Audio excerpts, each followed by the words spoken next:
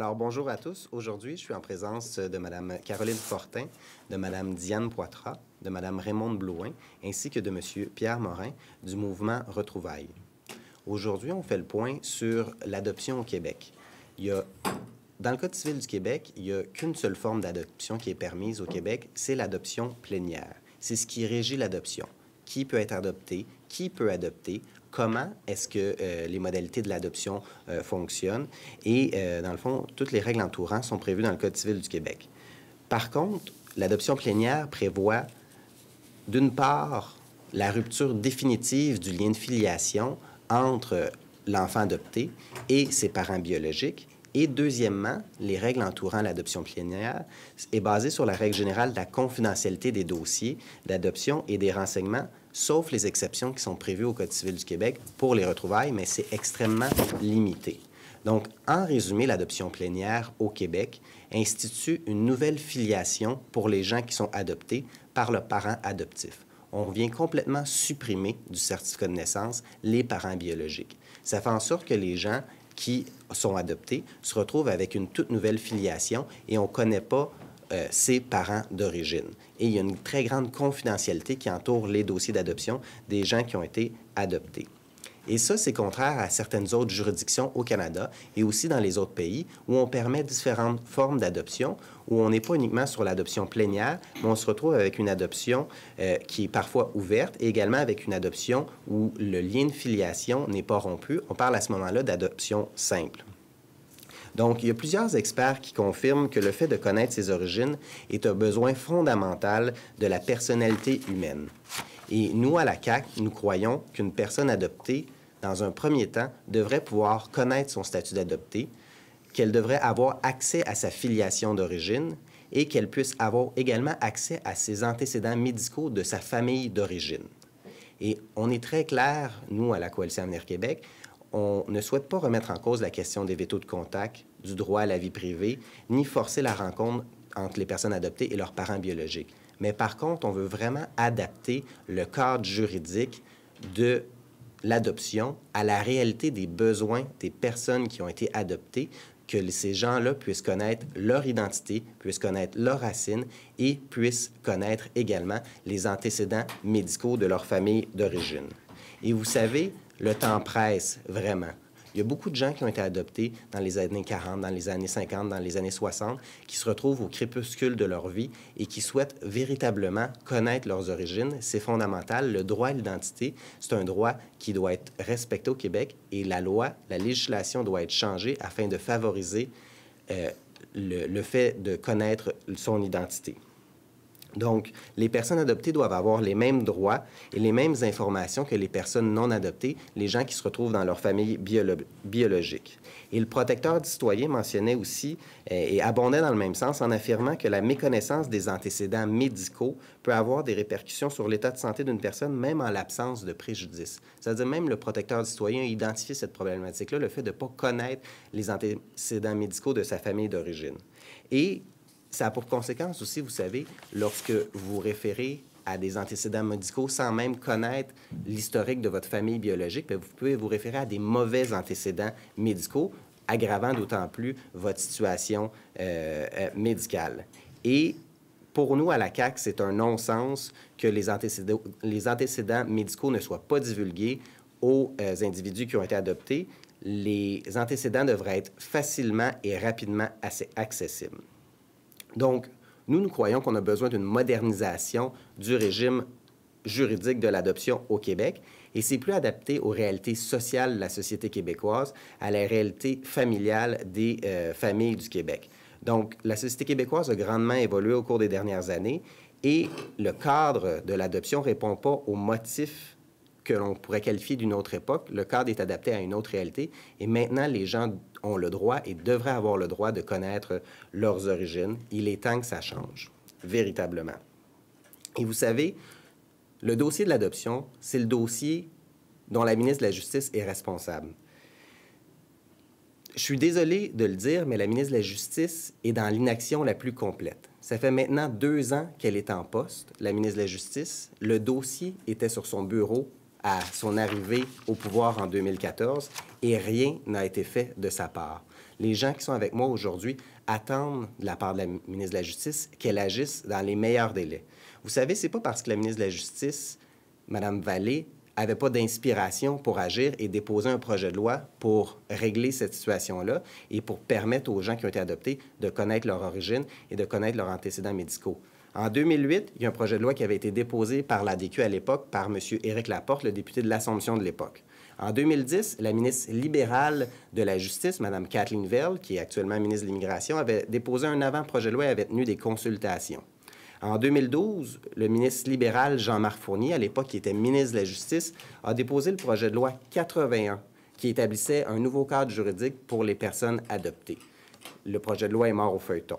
En 2013, le ministre Saint-Arnaud, un ministre péquiste de la Justice, a déposé un projet de loi, le projet de loi 47, qui reprenait les grandes lignes du projet de loi 81. Donc, la ministre de la Justice ne peut absolument pas justifier son inaction. On se retrouve dans une situation où elle se tourne les pouces et la connaissance des origines est fondamentale pour les personnes adoptées. Il est temps que la ministre de la Justice bouge, il est temps qu'elle agisse et on attend après elle. Elle peut s'inspirer des différents projets de loi qui ont été déposés. Les gens, les personnes adoptées attendent après la ministre de la Justice.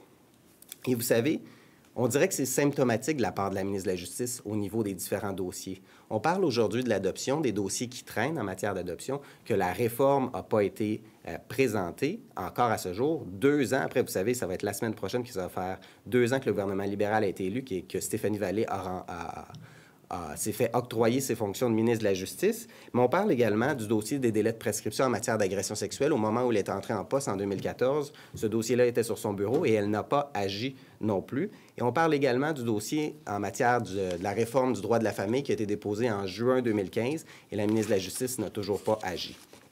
Donc, on se retrouve dans une situation où il y a une inaction complète de la part de la ministre de la Justice. Les gens attendent, on parle véritablement de leur vie, de leur identité.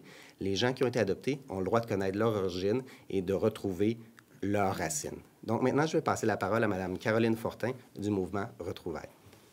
Mme Fortin. Pardon.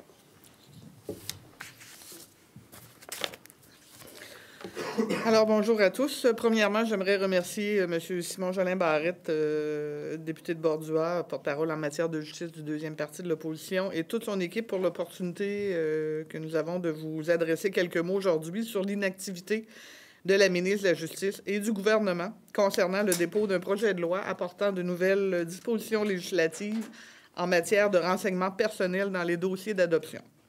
En tant que présidente du mouvement Retrouvailles, organisme sans but lucratif qui œuvre dans le monde du post-adoption et des retrouvailles depuis 1983 et qui se débat pour faire reconnaître le droit à l'identité, je parle au nom des personnes concernées par la clause de confidentialité qui se rattache au dossier d'adoption, plus précisément aux adoptions du passé.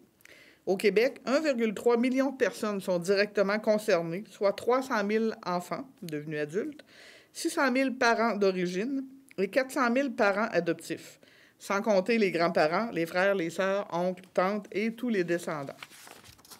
Le temps est venu, pour ne pas dire dépassé, de permettre aux milliers de gens en attente d'avoir accès à leur identité d'origine et pour les parents qui ont confié quelques 300 000 enfants à l'adoption, de savoir la vérité sur cet enfant qu'ils ont dû confier à l'adoption bien malgré eux.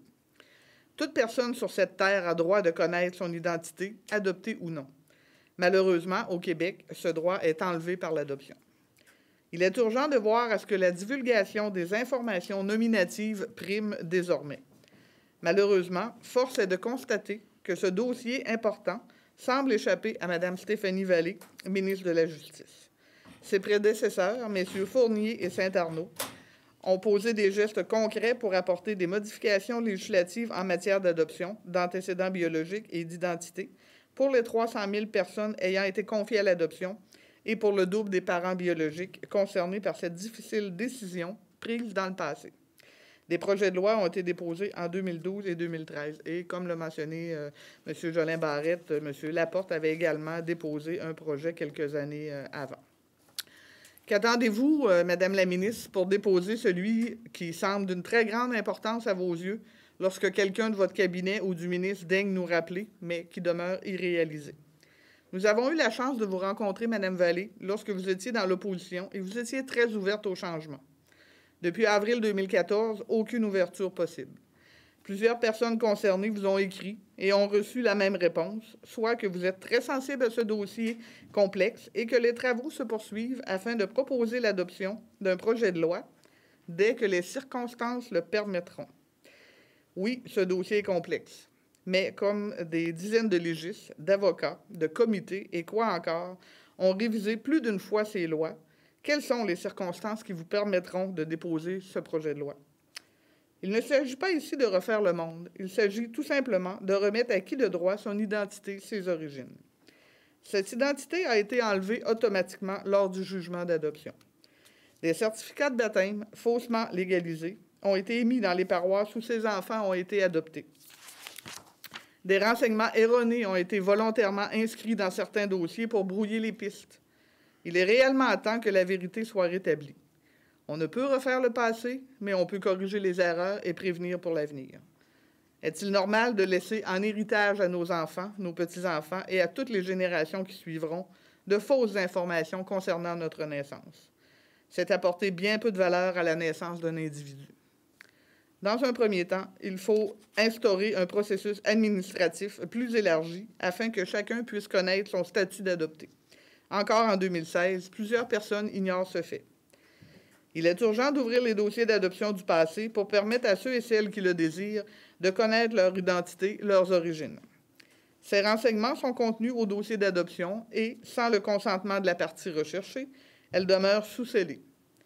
Les centres jeunesse du Québec détiennent les informations, mais la loi ne leur permet pas de les délivrer, comme il est fait ailleurs dans plusieurs provinces du Canada, États américains ou autres pays. Malheureusement, avec toutes ces années d'attente, pour plusieurs personnes adoptées, il est déjà trop tard. Leurs mères sont déjà décédées et leurs fratries d'origine quittent les uns après les autres. Dans bien des cas, plusieurs adoptés ne pourront même pas compter sur leur fratrie pour entendre parler de leur famille. L'histoire d'un peuple commence avec la naissance de chaque être humain. L'identité d'un individu, c'est la base de tout. L'ADN est là pour le prouver.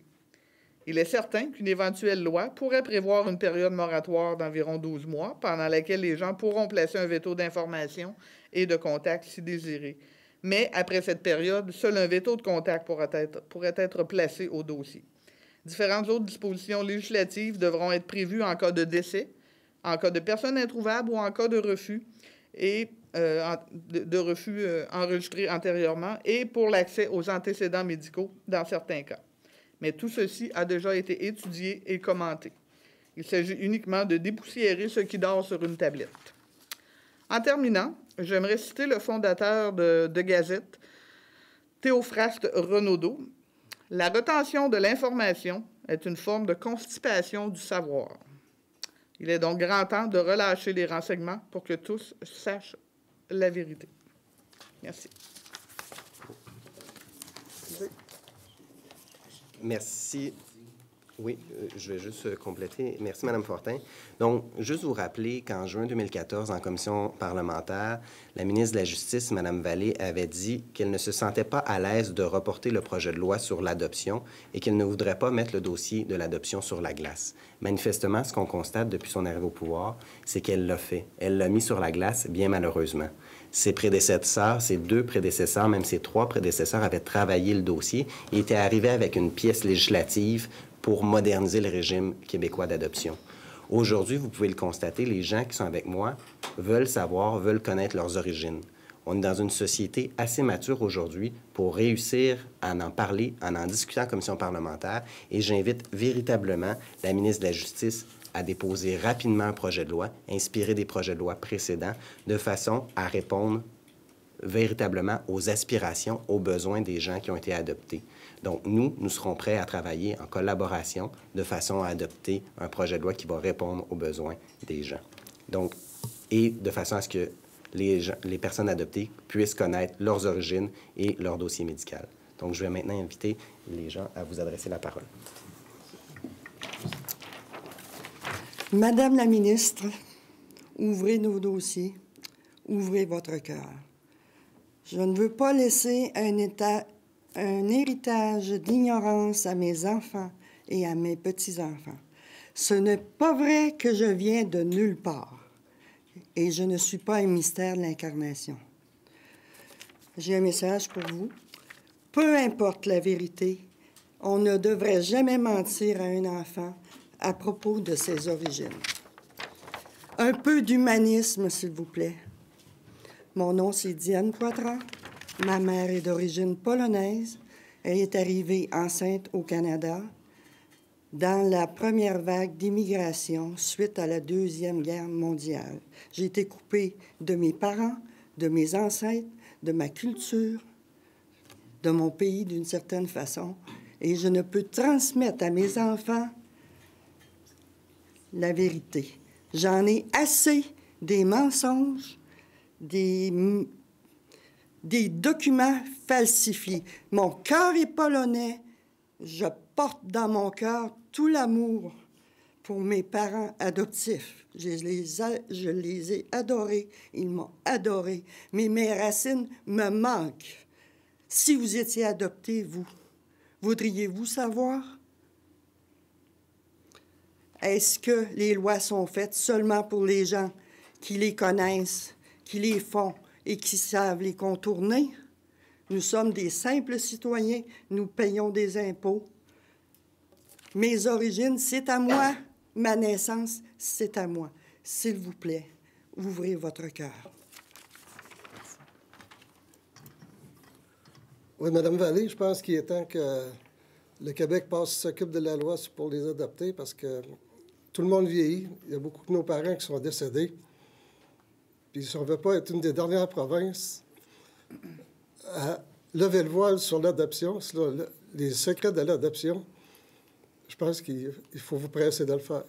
Merci. Rendez aux adoptés. Rendez aux adoptés ce qui appartient aux adoptés, leur véritable identité de naissance. Je veux connaître mon histoire pour la laisser à mes enfants, à mes petits-enfants et à mes arrière-petits-enfants. J'ai 82 ans. Il est temps que je le sache. Merci. On va passer à la période des questions. Macha.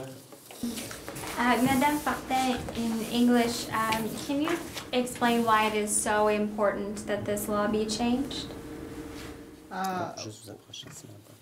Okay, well, it's very important because a lot of people in the province of Quebec don't know their identity. Okay, it's a right that each human have, and if you are an adoptee, sorry, if you are an adoptee, you can't have this information if you don't have the consent of the birth parents. And what are you asking for today? What we are asking for today is to have open adoption files. That's it. You said that you've been fighting since 2008. Why do you think it's taking so long for the government to... I really would like to give you an answer, but I don't know the answer. Seriously, I don't know. In other provinces of Canada, we are with Nova Scotia and New Brunswick, the only provinces that it's still with sealed adoption records. So it's not right to keep this information in sealed files. Maybe if I can add something.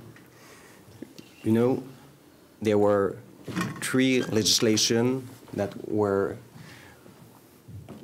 put on the floor of the chamber. So now we can all work together with Mr. and Mrs. Justice Vallée to really go forward and make our legislation, our Quebec legislation, be on the will and on the behalf of the people who live with this situation. So it's now time to make some action, and we ask Mrs. Justice Vallée to make justice and also to make some action right now. It's time. Can you also comment on the sale of Saint-Hubert? This morning we heard about that. Do you have a comment Mr. Legault will comment later today, so we'll leave you with the declaration of Mr. Legault. And does anyone else speak English? Non, pas ça. Okay. I'm in French. Okay. Merci. Merci. Merci beaucoup à tous. Merci.